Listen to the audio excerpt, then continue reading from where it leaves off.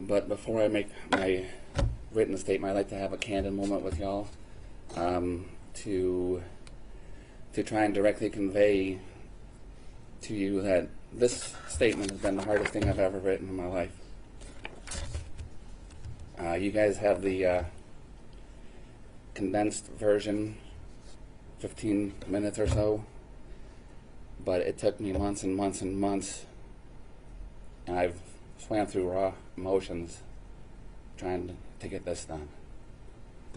Thank you for letting me be here. Oh, absolutely, sir. Thank you. I will begin now. Honorable Judge Rowe. I am here before you today as a direct result of the horrible crimes that were committed back on November 30th, 2021, the day that my son was murdered. For the longest time, and for reasons I do not care to mention here today, I did not know if I was going to be able to do this.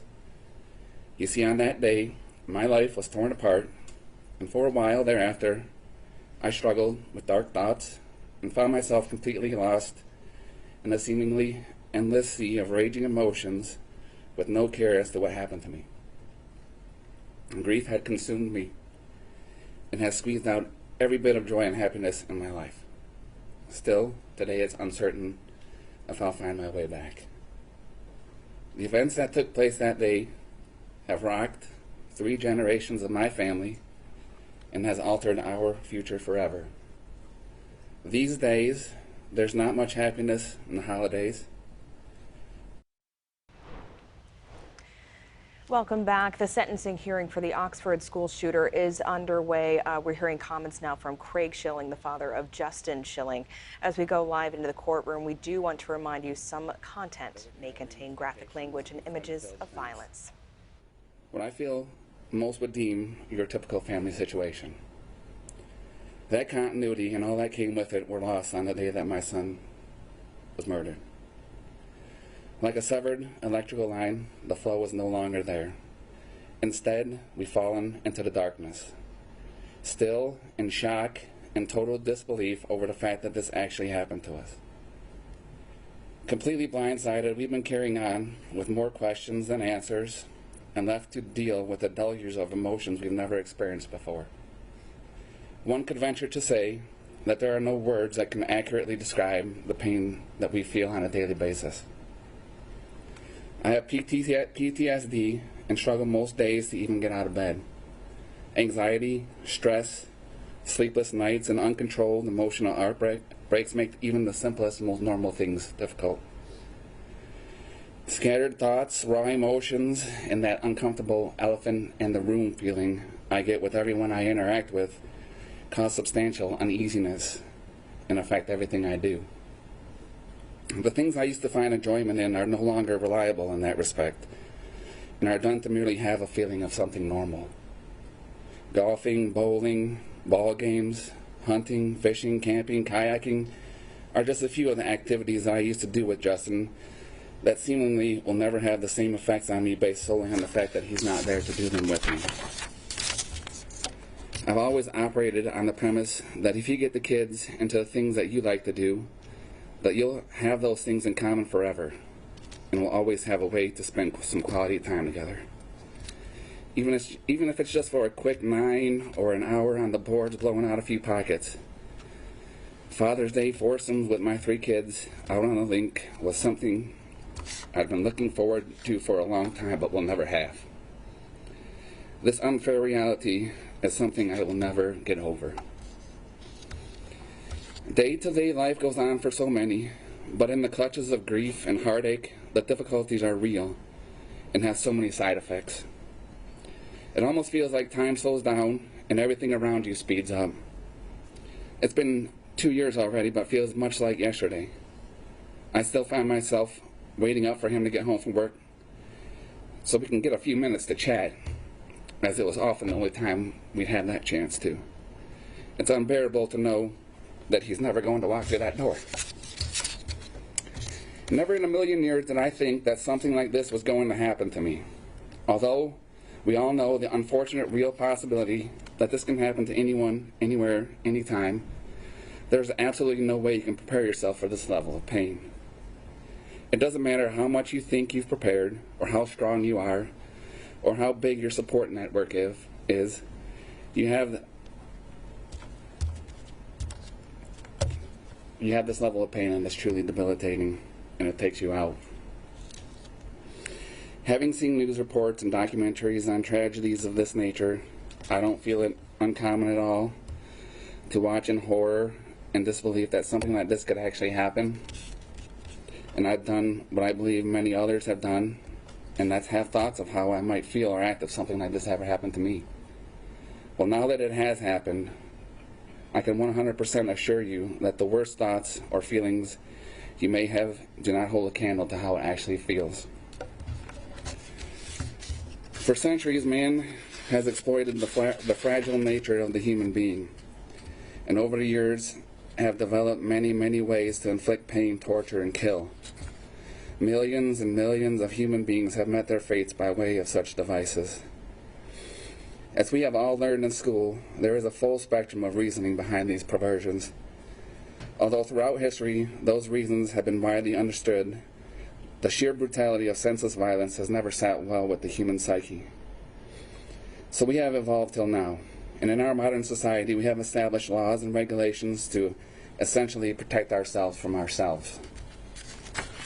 However, as is seemingly always the case, there are those, for reasons we may never know, who wish to defy the now widely recognized and agreed upon state of human decency and continue to commit such senseless acts of violence. In my opinion, it takes a deeply disturbed individual to leave the compass of basic human decency. The act of taking another human being's life is not only exasperating but extremely selfish and unjust. I believe that once an individual crosses the boundaries of basic humanism and admittingly maliciously kills another person, that individual should meet the same fate. Unfortunately, based on the laws that govern our land, this has been deemed inhumane and is widely frowned upon in modern society. So in lieu of execution, I feel strongly that the individual should never We are listening live as the Oxford school shooter sentencing hearing is happening. We do want to remind you we have to take a quick break, but you can watch this uninterrupted on our website, cbsdetroit.com, also by downloading the Pluto app, wherever apps are available. That is free. You can watch this without any interruption at all. We will continue that coverage after this quick break. This individual has proven by carrying out these heinous and completely unnecessary acts of violence that he should never be considered fit to rejoin a society that despises this exact behavior. His very name should be condemned, recognized only by his cowardly, vile, and malicious defiance of human law. Now, with all that being said, I'd like to direct my comments toward this disgusting individual I speak of. He sits across the room from me at this very moment, dressed in orange, emotionless. Although I'm sure he may have a half-baked idea of just what I'd like to do to him, I'm not quite sure he has adequately envisioned the exact nature of this idea. I'd really like an opportunity to physically show him how much pain he has caused me and my family. But in a civilized society, governed by complex laws such as ours, this type of display is not permitted. But you can rest assured, you piece of shit, that baby bird screams would pale in comparison to the screams that you would exude if I were only able to show you. But luckily for you, they won't let me. So I will hope, with every bit of hope I have left, that with every passing thought or memory you have about what you've done, you remember my statement, and take time to imagine it happening and recognize it in the worst way possible. I've tried to put myself in your shoes and over tried to imagine what could have possibly been so horrible in your life to have caused you to commit these crimes. I actually thought long and hard and can come up with no logical explanation. The fact is that what you did was reprehensible and completely unnecessary. You see, we use things called words to convey our thoughts, our concerns, and our opinions. Sometimes those words we share.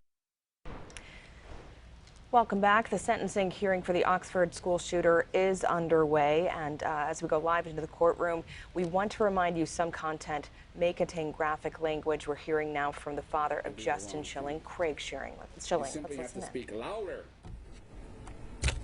And to more people until you get the results you desire. Life is not easy in any sense of the word. It often feels cruel and unfair, but what you have obviously overlooked is the fact that life is the most precious gift each and every one of us receive, and you have completely wasted yours.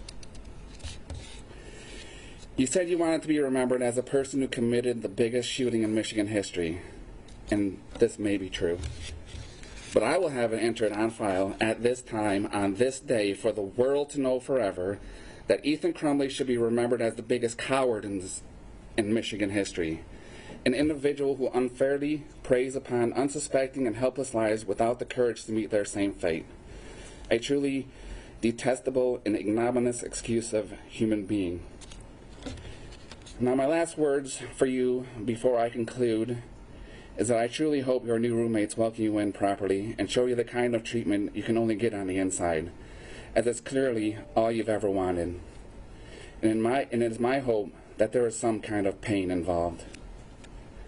I also think that as you rot away, lamenting over your wasted life, you should take time to ponder the fact that though you may have taken 4 lives, the selfless gesture of organ donation by my son saved at least 5 lives, thus overshadowing your delusions of grandeur and effectively nullifying all that you feel you've accomplished. Stew in that for a while, and maybe you'll realize that as long as there are good people in the world, willing to selflessly give of themselves to help others, evil will never triumph. My final thoughts are directed towards everyone else. It is with every bit of my heart. Uninterrupted coverage is available on our stream. We'll be right back. Who have helped my family over the course of the last couple of years, the sincerest thank you. The sheer magnitude of humanitarianism and goodwill that came in from all over the world has been humbling, and has gone a long way to showing me there is still good out there. I strongly believe that it resides within each and every one of us, and that it is our responsibility as human beings to let our goodness shine onto everyone we interact with, whether we like them or not. Because the way we treat each other, both directly and indirectly, affects the lives of more people than you can imagine. Not to mention, it's simply easier to do. I beg of you all, please be kind to one another and put your energy towards walking the path of the righteous and do your part to help eliminate these types of tragedies. Thank you for listening to this morning. I wish you all the very best. Thank you, sir. And I know that wasn't easy for you, so thank you for your statements this morning. They did not fall on deaf ears, and I am very sorry for your loss, sir. Thank you.